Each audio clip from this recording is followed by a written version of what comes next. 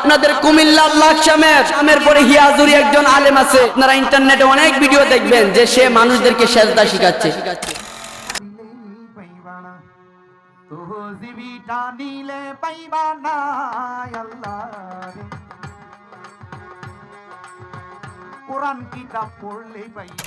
এই বাহাজাতুল আসরার কিতাবের ৬৭ নম্বর পৃষ্ঠার মধ্যে ঘটনাটা এসেছে, ওলিদের কাছে গেলে আপনার নফসটাকে পরিষ্কার করে দেই, বলি না সুবহানাল্লাহ। নফস পরিষ্কার হলে কি হয়? হাদিস শরীফের মধ্যে এসেছে, যে হাদিসটা ইসমাইল হাক্কি তিনি তার কিতাব তাফসিরে রুহুল বায়ানের ৬ষ্ঠ খণ্ড ৩২৫ নম্বর পৃষ্ঠার মধ্যে এসেছে, মান আরাফা নাফসাহু ফাকাদ আরাফা রাব্বাহু, যে তার নফস মানে নিজেকে চিনেছে সে তার আল্লাহকে চিনেছে, বলি না সুবহানাল্লাহ। এই জন্য নিজের আত্মাকে পরিশুদ্ধ সহি করার জন্য আমরা পীরের কাছে যাই, কথা বলেন ঠিক না বেটি? যদি এই চতুর্দিকে ফিলার না থাকতো, চারটা কি উপরে থাকতো? এই যে শত শত মূল উপরে রড, সিমেন্ট, বালু, ইট, এই উপরে যেগুলো আছে কিসের কারণে টিকে আছে? পালা ফিলার আছে বিদয় টিকে আছে, কথা বলেন ঠিক না বেটি? ঠিক আল্লাহর সৃষ্টি জগৎটা এই জন্য দুনিয়াতে এখনো আছে, না হয় ইসরাফিল আলাইহিস সালাম সিংহায় ফু দিতেন, কিয়ামত হয়ে যেত। হয় না কেন? আল্লাহর ওলিরা দুনিয়াতে আছে, আল্লাহকে ডাকতেছে, আল্লাহ সন্তুষ্ট হয়ে আছেন, এই জন্য দুনিয়া কিয়ামত হয় না, কথা বলেন ঠিক না বেটি? হাজিরিনে কেরাম, আল্লাহ তাবারaka ওয়া তাআলা কুরআনুল কারীমের মধ্যে কাদেরকে ওলি বলেছেন, কাদেরকে আল্লাহর বন্ধু বলেছেন, আসুন একটু কুরআন হাদিস থেকে আলোকপাত করি। হাজিরিনে কেরাম, আল্লাহ তাআলা কুরআনুল কারীমের মধ্যে বলেন, আলা ইন্না আউলিয়া আল্লাহি লা খাউফুন আলাইহিম ওয়া লা হুম ইয়াহজানুন।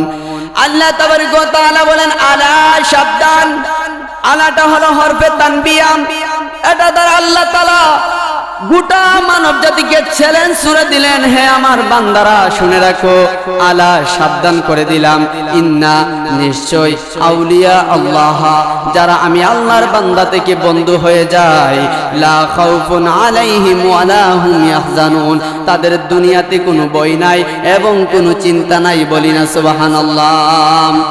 আমরা দুনিয়াতে থাকতে যেভাবে টেনশন করি, খাওয়া দাওয়ার টেনশন, সংসারের টেনশন, দুনিয়ার টেনশন, আখিরাতের টেনশন, কিন্তু আল্লাহ বলেন, হে আমার বান্দারা শুনে রাখো, যারা আমি আল্লাহর বান্দা থেকে বন্ধু হয়ে যায়, আমি আল্লাহর দোস্ত হয়ে যায়, আমি আল্লাহর সাথে আন্ডারস্ট্যান্ডিংটা ভালো করে যায়, যারা আমি আল্লাহর ফ্রেন্ড হয়ে যায়, তাদের দুনিয়াতেও কোনো চিন্তা নাই, আখিরাতেও কোনো চিন্তা নাই, বলি না সুবহানাল্লাহ।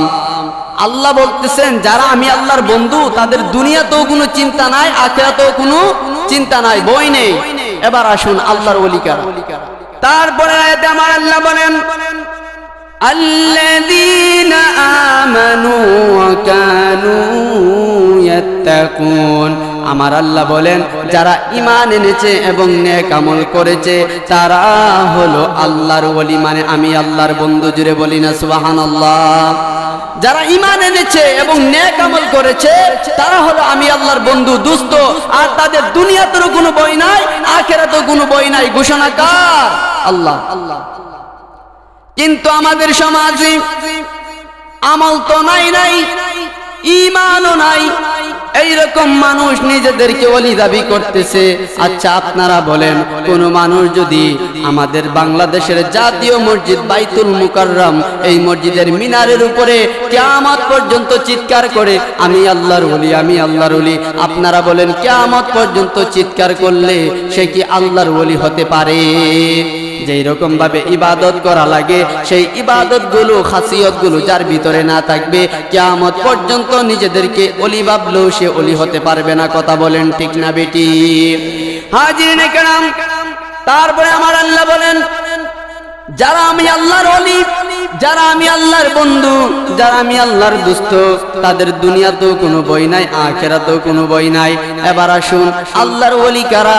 তারপরে রাতে আমার আল্লাহ বলেন, তারা হলো আমি আল্লাহর ওলি যারা দুনিয়াতে নেক আমল করে ঈমান আনয়নের পরে, যারা ঈমান আনার পরে কালিমা পড়ার পরে নেক আমল করে তারা হলো আমি আল্লাহর বন্ধু।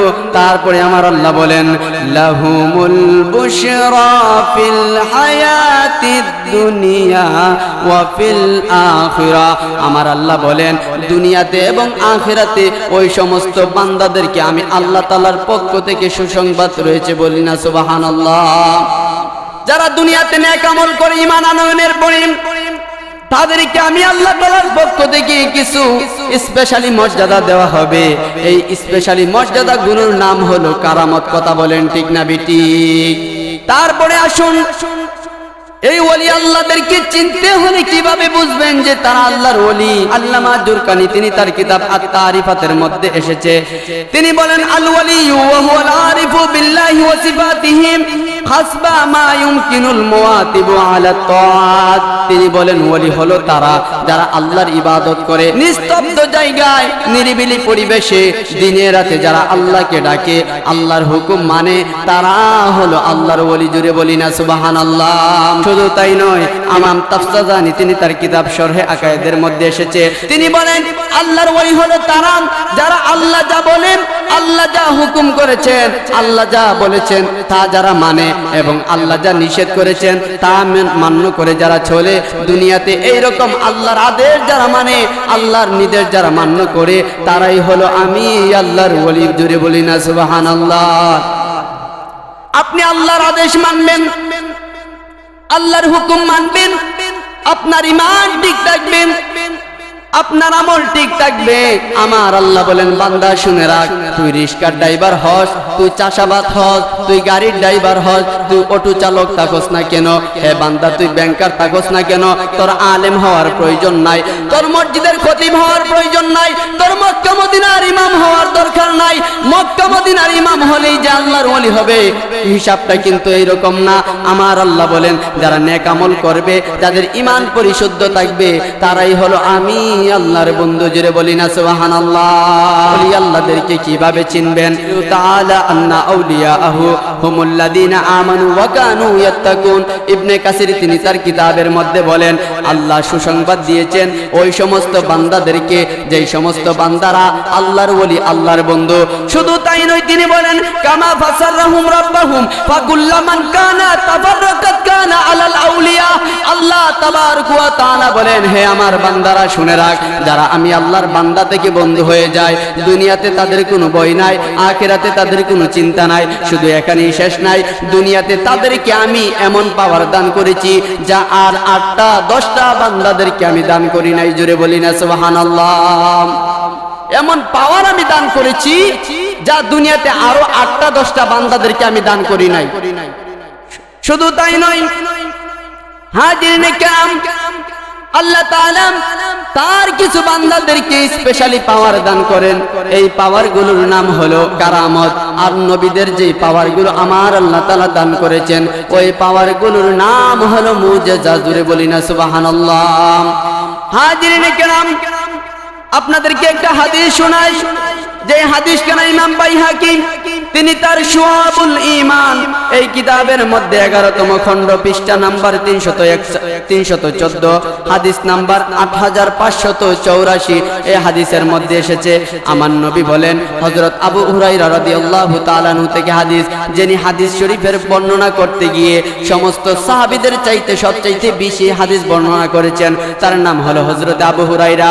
সেই হযরত আবু হুরায়রা থেকে হাদিস, তিনি বলেন عن أبي هريرة رضي الله تعالى عنه قال قال رسول الله صلى الله عليه وسلم حضرت أبو هريرة رضي الله تعالى عنه বলেন قال رسول الله صلى الله عليه وسلم নবী করিম সাল্লাল্লাহু আলাইহি ওয়াসাল্লাম ইরশাদ করেছেন, ইন্না মিন ইবাদিল্লাহি ইবাদান ইয়াগবিতুহুমুল আম্বিয়া ওয়াশ শুহাদা।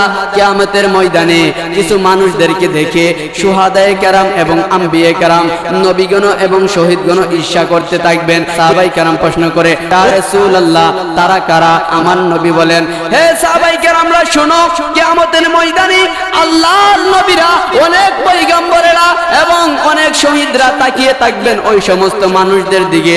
শুধু তাই নয়, তারপরে আসুন আমার নবী কি বলে শুনুন।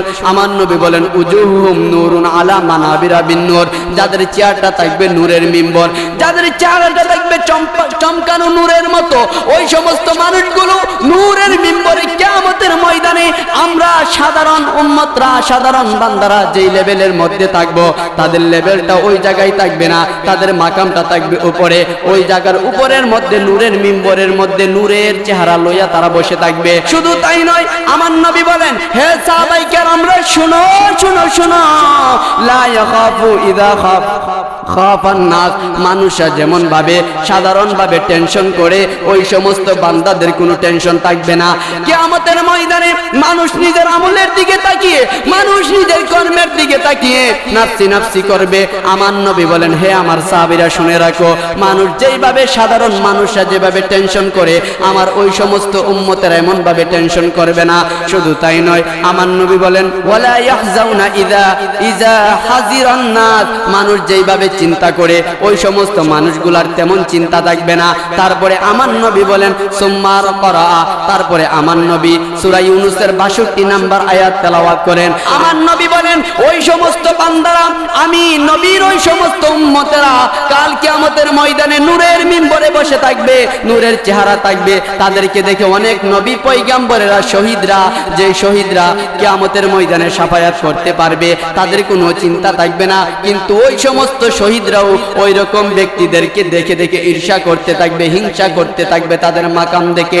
আল্লাহর নবী বলেন, হে আমার সাহাবায়ে কেরাম, তারা কারা? শুনে রাখো, ইন্না আউলিয়া আল্লাহ, তারা হলো আল্লাহর বন্ধু। দুনিয়াতে আল্লাহর বন্ধু হওয়ার কারণে আজকে কিয়ামতের ময়দানে নূরের মিম্বরে নূরের চেহারা নিয়ে তারা আলা মাকাম বসে আছে। তাহলে ওলিদের মর্যাদা কম না বেশি? কিন্তু ওলি হওয়া লাগবে, আল্লাহর ওলি। কিন্তু আমাদের সমাজে আল্লাহর ওলির চাইতে শয়তানের ওলি বেশি। কন্যা ঠিক না বেটি? ওলি মানে বন্ধু, আল্লাহর বন্ধুর চাইতে শয়তানের বন্ধু বেশি।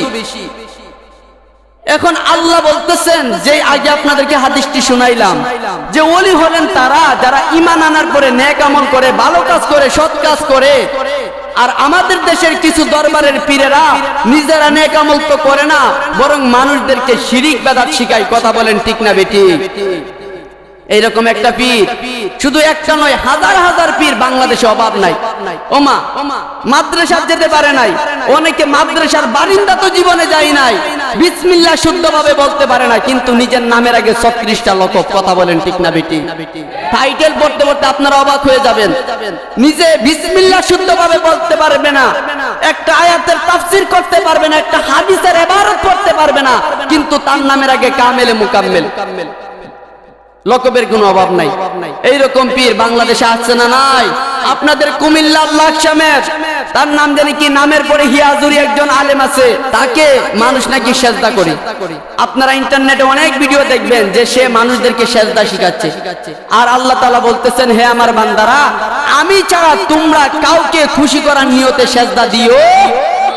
আল্লাহ তাআলার দরবার ছাড়া কারো দরবারে সেজদা দেওয়া কি হারাম? কথা বলে না কি হারাম? এখন সে তার পায়ের কাছে সেজদা দিচ্ছে, মানুষ কেউ কিছু বলতেছে না, সে নিজেও কিছু বলতেছে না, কারণ সে তো শয়তানের ওলি, শয়তানের বন্ধু। কথা বলেন ঠিক না বেটি? হাজরিনে কেরাম, এই সমস্ত ওলিদের থেকে আমাদেরকে দূরে থাকতে হবে কি হবে না? এবার আসুন আরেকটা হাদিস আপনাদেরকে শোনাই, কাদেরকে দেখলে আপনি ওলি বলবেন এবং ওলি হিসাবে চিনবেন।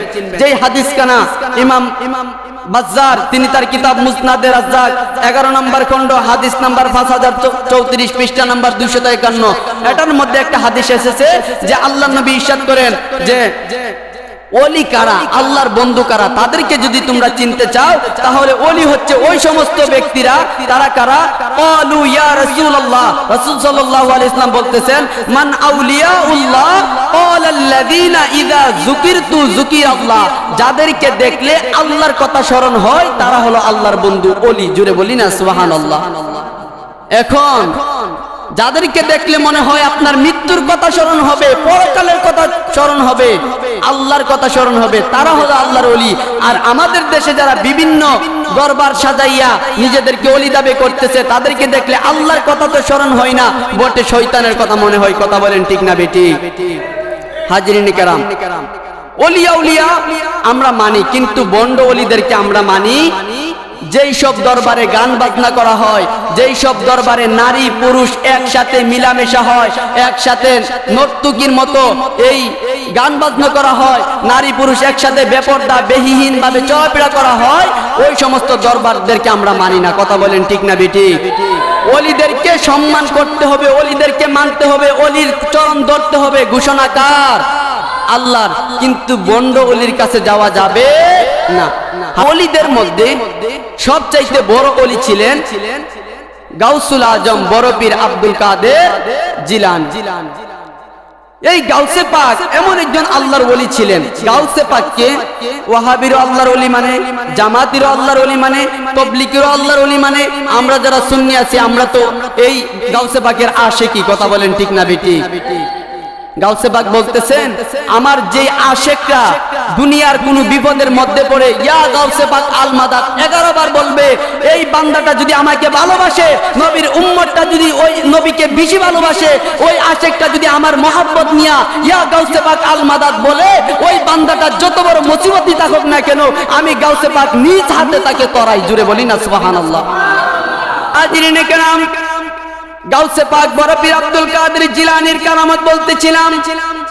আল্লাহর ওলিদের কাছে, আল্লাহর বন্ধুদের কাছে, এই যে বলছিলাম রজব মাস চলতেছে, আজকে প্রথম রজব মাসের 1 তারিখ। সমস্ত মাসগুলো আরবি 12টা মাস ওলি আল্লাহদের সালাম করে। জুড়ে বলি না সুবহানাল্লাহ। আমরা রাস্তাঘাটে মানুষদেরকে দেখলে যেইভাবে সালাম দেই, রাস্তাঘাটে যেই রকম সুসংবাদ শুনলে অপরের কাছে পৌঁছে দেই, ঠিক এইরকম ভাবে আল্লাহর ওলিদের কাছে মাস ওয়াইশা খবর জানাইতো। বলি না সুবহানাল্লাহ। এই বাহজাতুল আসরার কিতাবের 67 নম্বর পৃষ্ঠার মধ্যে ঘটনাটা এসেছে। গাউসে পাক একদিন রজবের ঠিক এইরকম রজব মাসের প্রথম দিনটা ছিল শুক্রবার। গাউসে পাক এই শুক্রবার দিনে জুমার নামাজ পড়ে ঠিক মসজিদের মধ্যে বসে আছেন। গাউসে পাকের একজন আশিক তিনি খেয়াল করলেন, একটা যুবক গাউসে পাককে সালাম করলো, বলল, হে আল্লাহর ওলি, আপনাকে সালাম। জোরে বলি না সুবহানাল্লাহ। গাউসে পাক রমজান মাস, গাউসে পাক একদিন শুক্রবারে, ওই দিনটা ছিল রজবের প্রথম দিন। ঠিক এইরকম রজবের প্রথম দিন শুক্রবার তিনি নামাজ পড়ে বসে আছেন মসজিদের মধ্যে ওনার ভক্তবৃন্দদেরকে নিয়ে। আর ভক্তবৃন্দরা দেখতে পারলেন একটা যুবক কালো কুৎসিত চেহারাওয়ালা। ওই যুবকটা আইসা আল্লাহর ওলি গাউসে পাক বড় পীর আব্দুল কাদের জিলানীকে সালাম জানাইলো। শুধু তাই নয়, সালাম দিয়ে বলল, হে গাউসে পাক, আমি হলাম রজব মাস। জুড়ে বলি না সুবহানাল্লাহ। আমি হলাম কি মাস? রজব মাস। ওই যুবকটা আইসা বলতেছে, আমি হলাম কি মাস? রজব মাস। মাসটা যুবকের আকৃতি ধারণ কইরা গাউসে পাকের দরবারে আসছে। তারপর গাউসে পাক বলতেছেন, হ্যাঁ রজব মাস, তুমি কেন আমার নিকট এসেছো? বলো বলো বলো। তারপর ওই রজব মাসটা গাউসে পাককে ডাক দিয়ে বলেন, হে গাউসে পাক আল মাদাদ, আপনাকে কিছু ঘটনা আমি শোনাইতে এসেছি, যেই ঘটনাগুলো এই রজব মাসের মধ্যে ঘটবে। হে গাউসে পাক, আপনি শুনেন, এই রজব মাসের মধ্যে ব্যাপকভাবে ভালো যাবে। আপনার কওমে লোকদের মধ্যে, আপনার আশেকদের মধ্যে কোনো বিপদ আসবে না। এই রজব মাসটা আপনি সহ আপনার আশেকদের খুব ভালো কাটবে। তারপর এই কথা বলে যুবকটা চলে গেল। যাওয়ার পরে গাউসে পাকের কাছে যে সমস্ত আশেকরা ছিল, ঠিক 1 মাস পরে শাবানের প্রথম দিন যখন হয়ে উঠলো, শাবানের প্রথম তারিখে গাউসে পাকের আশেকরা বুঝলেন যে ঠিক ওই যে 1 মাস আগে রজবের প্রথম চাঁদে গাউসে পাককে রজব মাস আইসা বলেছিলেন, হে আল্লাহর ওলি গাউসে পাক, এই রজব মাসে আপনার কওমে লোকদের মধ্যে কোনো বিপদ আসবে না, এই মাসটা খুব ভালোই কাটবে। ওই সমস্ত আশেকরা দেখতে পারলো, ভাবতে লাগলো, খেয়াল করলো যে গত যে 1 মাস ওনাদের কাছ থেকে গেলেন, এই মাসে কোনো কওমের লোকদের উপর বিপদ আপদ আসে নাই। ওই মাসটা খুব ভালোভাবে সুন্দরভাবে কেটেছে। বলি না সুবহানাল্লাহ। তারপরে শাবানের চাঁদে যখন গাউসে পাক আবার বসে রইলেন, ঠিক আরেকটি যুবক আসলো, আয়েশা আরেকটা যুবক গাউসে পাককে সালাম দিল। দেওয়ার পরে ওই মাসটা ডাক দিয়ে বলে, হে আল্লাহর ওলি গাউসে পাক, আমি হলাম শাবান মাস। তারপর গাউসে পাক বলল, হে শাবান মাস, তুমি আমার কাছে কেন এসেছো? গাউসে পাকের কাছে শাবান মাস ডাক দিয়ে বলেন, হে গাউসে পাক, আমি আপনার মাঝে কিছু সুসংবাদ তুলে ধরতে এসেছি। এই মাসটা হলো শাবান মাস। শাবান মাসে আপনার উম্মতের মধ্যে অনেক মানুষ মারা যাবে। হে গাউসে পাক পাক শুনুন শুনুন শুনুন, এই শাবান মাসে আপনার উম্মতদের মধ্যে অনেক মানুষ মারা যাবে, বাগদাদে অনেক লোক মৃত্যুবরণ করবে, হিজাজে এক ফুলাসানের যুদ্ধ হবে, এই যুদ্ধতে গিয়ে অনেক মুসলমান মারা যাবে। ঠিক ওই যুগটা এই কথাটা বলে চলে যাওয়ার পরে ওনারা 1 মাস পরে দেখলেন এই শাবান মাসে অনেক মানুষ ফুলাসানের যুদ্ধের মধ্যে মারা গিয়েছে এবং অনেক মানুষের উপর বিপদ এসেছে। জুড়ে বলি না সুবহানাল্লাহ। তারপর শাবান মাস চলে যাওয়ার পরে রমজান মাস যখন আসলো, রমজান মাস ঠিক এইরকম ভাবে গাউসে পাককে সালাম জানাচ্ছেন এবং বলতেছেন, হে গাউসে পাক শুনুন শুনুন শুনুন, আমি আপনার দরবারে এসেছি, এই মাসটা আপনার জীবনের শেষ মাস, এই মাসের পরে আপনি দ্বিতীয়বার আর রমজান মাস পাবেন না। তার মানে ঘটনা থেকে বুঝলাম যে আল্লাহর ওলি যারা তাদেরকে আরবি মাসও আইসা সালাম জানায় এবং বলে, হে গাউসে পাক এই শাবান মাসে এই ঘটনাগুলো ঘটবে, এই রজব মাসে এই ঘটনাগুলো ঘটবে, এই রমজান মাস হলো আপনার জীবনের শেষ মাস, আপনি দ্বিতীয়বার আর রমজান মাস পাবেন না। তো আল্লাহর ওলি যারা তাদের কাছে সমস্ত পশু পাখিরও সালাম জানায়, এমনকি আরবি 12টা মাসও সালাম জানায়। জুড়ে বলি না সুবহানাল্লাহ। তো আল্লাহর ওলিদের এইগুলো হলো কারামত। এইগুলো কি কারামত? আল্লাহর ওলিদের কারামত সত্য না মিথ্যা? কথা বলে না। আল্লাহর ওলিদের কারামত সত্য না মিথ্যা? সত্য। কারামাতুন আউলিয়ায়ে হাক্কুন, ওলিদের কারামত সত্য। কিন্তু যারা ওলির নাম দিয়ে, যারা আল্লাহর বন্ধুর নাম দিয়ে, যারা দরবার সাজিয়ে বন্ডামি করতেছে, তাদের জায়গা এই শাহজালালের পণ্যভূমিতে হতে পারে? কথা বলেন, হতে পারে? এই দেশ ওলি আল্লাহদের দেশ, এই দেশ শাহপরানের দেশ, এই দেশ শাহজালালের দেশ, এই দেশ নাসিরউদ্দিন সিপাহসালার দেশ, কিন্তু এই দেশে বন্ডামি করার জায়গা নাই। ওলিদের কারামত সত্য, কিন্তু যারা নেককার, নেক সালেহ আল্লাহর ওলি, প্রকৃত দরবার, প্রকৃত হক্কানি আলেম ওলি যারা, তাদের বিরুদ্ধে কথা বললে আল্লাহ স্বয়ং তাদের সাথে যুদ্ধ ঘোষণা করে। বুখারী শরীফের রওয়ায়াতের মধ্যে এসেছে, আমার নবী বলেন, মান আদালি ওয়ালিয়ান ফাকাদ আযানতুহু বিল হারব। আল্লাহর ওলি যারা, আল্লাহর বন্ধু যারা, তাদের সাথে যারা দুশমনি পোষণ করে, তাদের বিরুদ্ধে আমার আল্লাহ যুদ্ধের ঘোষণা করেছেন। জোরে বলি না সুবহানাল্লাহ। তো আল্লাহ যাদের সাথে যুদ্ধ ঘোষণা করে বলেন, তারা কি কোনোদিন আল্লাহর সাথে পারবে? কথা বলেন, পারবে? আল্লাহর সাথে যুদ্ধ করার মতো কোনো অস্ত্র, কোনো কি এখনো পর্যন্ত তৈরি হয়েছে? পারবে না। হাজিরিনে কেরাম, নেককার ওলি যারা, সালেহ বান্দা যারা, ওই সমস্ত বান্দার আনুগত্য করার তৌফিক দান করুক। জুড়ে বলি আমিন। আল্লাহরা যেই পথে চলেছেন, আল্লাহ তাআলা আমাদের সকলকে ওই পথে চলার তৌফিক দান করুক। জুড়ে বলি আমিন। এবং হক দরবার চিনার তৌফিক দান করুক। জুড়ে বলি আমিন। এবং বন্ডদেরকে আমাদের সকলে মিলে উদ্ঘাট করার তৌফিক দান করুক। জুড়ে বলি আমিন। আখিরু দাওয়ানা আনিল হামদুলিল্লাহি রাব্বিল আলামিন। আসসালামু আলাইকুম ওয়া রাহমাতুল্লাহি ওয়া বারাকাতুহু।